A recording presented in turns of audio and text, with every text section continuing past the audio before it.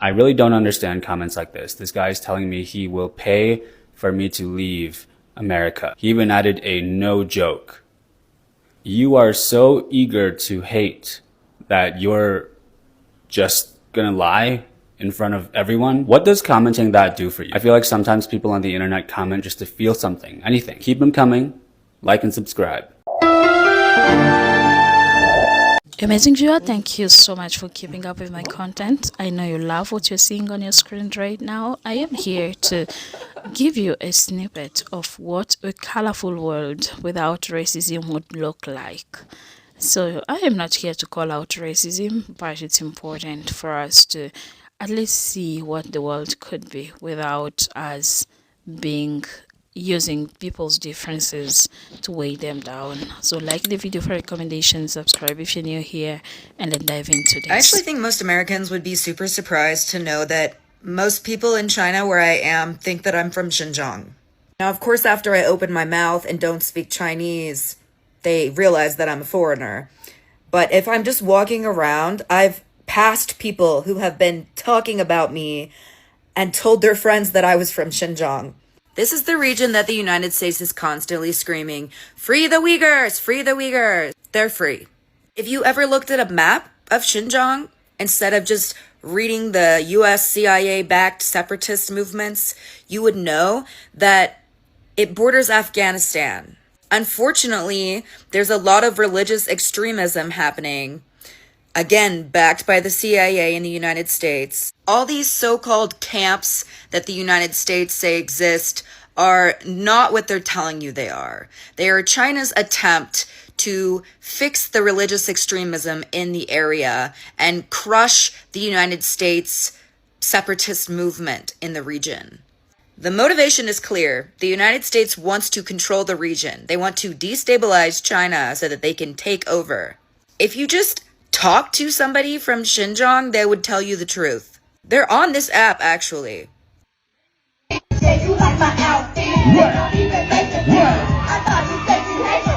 Now see, this is what we need. We need joy. That baby don't know nothing about no color. She just having fun. And that's how it should be. That's how it should be. She is enjoying herself. Ain't nobody thinking about nothing but singing and dancing and eating food. That's how it should be. That is so cute. People always say, well, China is unified because they are all the same. It's culturally homogeneous. No, they're not. Not exactly. That's just a lazy argument. China did not inherit unity. They engineered it. Meanwhile, America is falling apart, and that's not an accident either. China got 56 ethnic groups, tons of languages, dialects, different cultures everywhere. Some regions can even talk to each other without Mandarin. Wuhan dialect, which is my dialect, sounds nothing like Cantonese. How do they stay coordinated? To start with, it's actually simple. They pick the shared official language, a national education system, and they tell you early, you are Chinese, not just Uyghur, not just Cantonese. That called building unity on purpose. Now let's flip to US. One language, one flag, one constitution, but still in chaos. Why? Because division pays. People profit off division. Race, religion, class, guns, flag, left and right, Dems and Republicans, they turn every issue into culture wars. So you never fight the people actually screwing you. You're mad at your neighbors while the CEOs rob you clean. China builds for coordination. America builds for confusion. You think you are free because you can shout online? No. You're just too tired to resist. They don't need you to censor you. They just work you to death. Feed you just enough, never full, never hungry, but always tired. Keep you angry, keep you broke. That's the modern control. Soft, invisible, and constant. Stop saying China united because of we're all the same. Its infrastructure, its system, they design unity. American design destruction. Until people realize the division is on purpose, nothing gonna change. Because a society fighting itself does not organize. And it sure as hell never look up and win. Listen, it's not very easy to explain everything with a short video like this. I have a full article with more context on Substack. Link in bio. Thank you guys. The most important things you have to do when you move to a new country is you have to figure out how to refer to yourself. So for example, for me, I live in China, and foreigners are called Lao Wai. I used to spend a lot of time in Japan, and in Japan, they're called Gaikokujin, or Gaijin for short. And the way that we refer to non-native people is really fascinating, and it actually is quite a heated debate amongst people who live in other countries. For example, a lot of people tend to refer to themselves as expats as opposed to immigrants, and this causes a lot of anger in a lot of people about how they refer to themselves. And also, particularly if it's an American doing it, there's quite a bit of hypocrisy, because in America we have very nasty connotations towards immigrants. We call them aliens. We obviously don't treat them very well. So then if you're an American that then goes abroad and then calls yourself an expat, a lot of hypocrisy there. The way I think about it is this. If you are going to a foreign country for a very specific period of time with the intent to go back to your country, so for example, if you're stationed there at a consulate for a year or two, or you're going to school for 2 years, to me that is an expatriated situation. You are an expat because you're not moving to that country permanently, you are just spending time there. If you are just moving there and you're going to live in China, you're going to live in France, you are an immigrant. And that should not be a bad thing.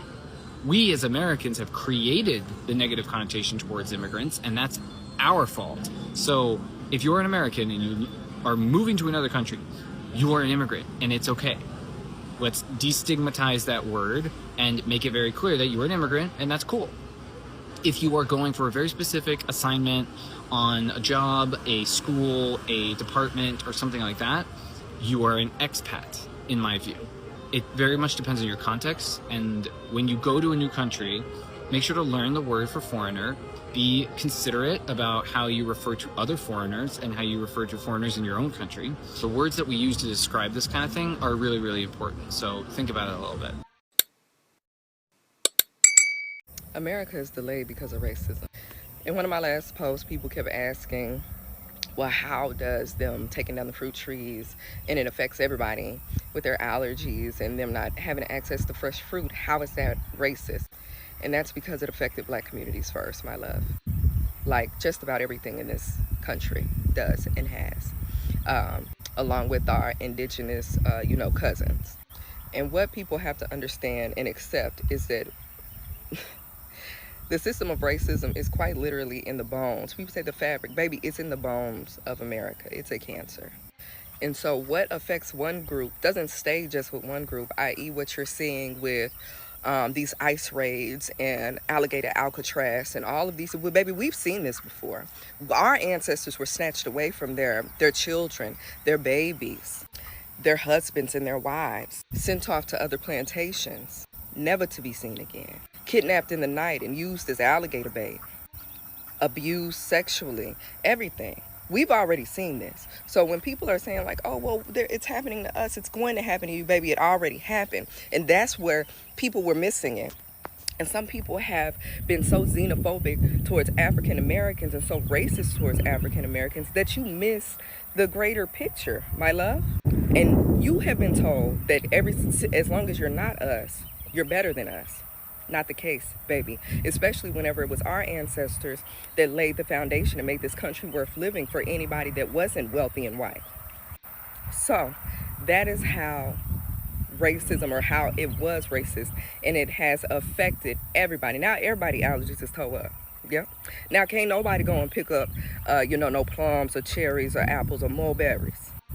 So this is a means of educating you so that way you understand that racism is a system, okay, that was once masterfully put together, and now we're starting to see some cracks in it because people that didn't think that they would ever be affected are being affected now. I hope that you learned something, and I hope that you have a blessed day, baby. I love you. Be well. Allow me to emphasize on this point. There's so many people who don't mention this when it comes to racism. They view racism as an internalized hate. There are people who would have that.